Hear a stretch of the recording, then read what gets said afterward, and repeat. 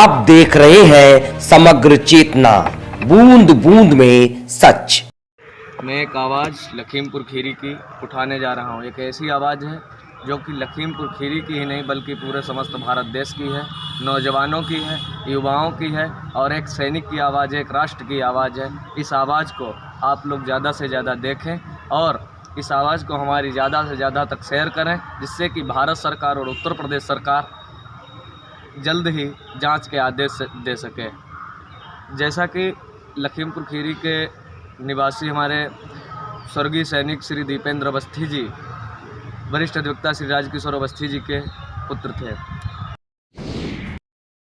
अवस्थी जी ने माननीय न्यायालय से मुकदमा दर्ज कराया, जिसका मुकदमा लखीमपुर सदर थाने में दर्ज है।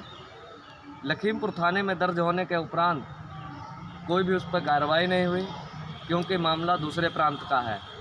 अब बात यहाँ पर आ रही है कि दूसरे प्रांत का मामले को कैसे क्या जांच होगी, कैसे क्या नहीं। उत्तर प्रदेश पुलिस ने लिख के दे दिया है कि इसकी उच्च स्तरीय जांच होनी चाहिए। वहीं कई नेता और मंत्री भी इसका प्रयास कर चुके हैं, लेकिन अभी तक कोई भी जांच नहीं हो पाई है। अवस्थी जी, आपका बहुत बहुत स्वागत है।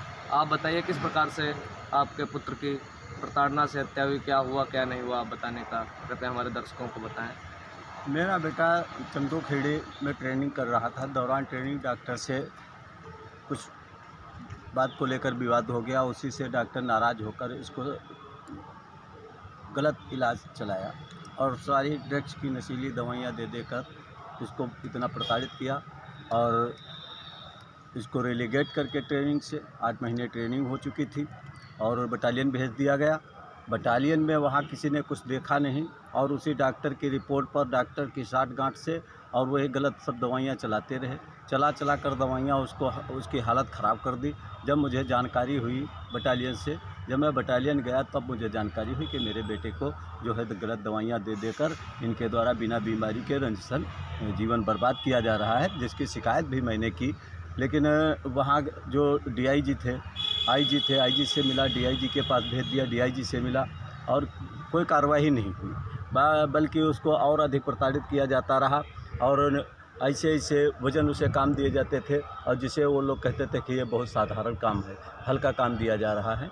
और उसको जब कुछ नहीं मिला उनको, तो उसको ये लॉकडाउन में डिस्चार्ज लेटर पकड़ा दिया और उसी से और दी गई गलत दवाओं से और ये ड्रग्स की नशीली दवाइयाँ। अब वो कहते हैं कि ड्रग्स लेता था, बटालियन में रहता था। बटालियन की रिपोर्ट है उनकी कि नो अल्कोहल, नो स्मोकर, और फिर वही भर्ती करा देते हैं मई में। वो डॉक्टर साजिशन डॉक्टर से मिलकर के रिपोर्ट में लिखवा देते हैं कि ओल्डोडेक्स फेरिटोन टैबलेट, ये सब लिखवा करके और उसको जो है मेडिकली अनफिट करके और डिस्चार्ज कर दिया जाता है, जिससे और दी गई दवाओं से और दी गई प्रताड़नाओं से आहत होकर के और उसके ये समझो षड्यंत्र पूर्वक साजिश हत्या की गई है, जिसका मुकदमा कोतवाली में दर्ज है और पुलिस विवेचना प्रभावी ढंग से नहीं कर पा रही है।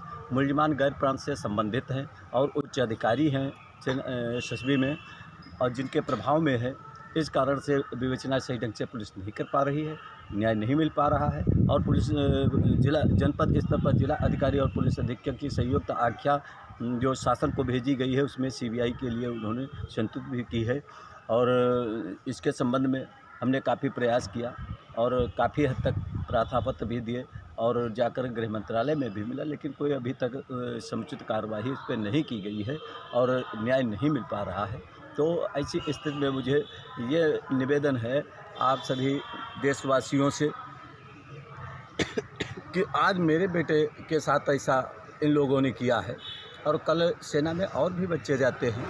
जब इनकी आदतें ऐसी हैं तो ये दूसरे के भी साथ ऐसे बर्ताव कर सकते हैं, दूसरे के भी परिवार का जीवन नष्ट कर सकते हैं, दूसरे की भी इसी तरीके षड्यंत्र से हत्या कर सकते हैं। तो इसलिए मैं चाहता हूँ इसकी सीबीआई से जांच हो और जो दोषी हो उसे बख्शा ना जाए, निर्दोष को कोई सज़ा न मिले।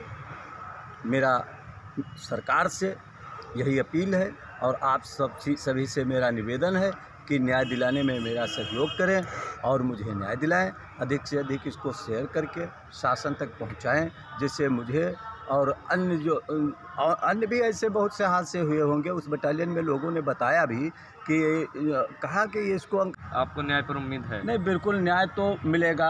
अब आंखों में धूल कितनी भी कोई झोंक ले किसी के, लेकिन सच्चाई सच्चाई होती है, तो न्याय तो एक दिन अवश्य मिलता है। धन्यवाद प्यारे भाइयों, इसको शेयर करिए। और फिर मेरे उत्तर प्रदेश में योगी महाराज की सरकार है, उसमें अगर किसी को न्याय नहीं मिला तो फिर न्याय किसी को नहीं मिलेगा। और केंद्र में माननीय प्रधानमंत्री जी हैं, जो भ्रष्टाचार विरोधी राष्ट्रवादी सरकार हमारी है, केंद्र से लेकर उत्तर प्रदेश तक अन्य के बहुत से राज्यों में है। तो मुझे तो पूर्ण विश्वास है कि एक न एक दिन मुझे न्याय अवश्य मिलेगा। आप लोगों का अगर यदि इसी तरीके से सहयोग रहा, आप लोग सहयोग करते रहे, तो मुझे न्याय से कोई वंचित नहीं कर पाएगा। मुझे न्याय अवश्य मिलेगा और यही सरकार मुझे न्याय देगी। धन्यवाद।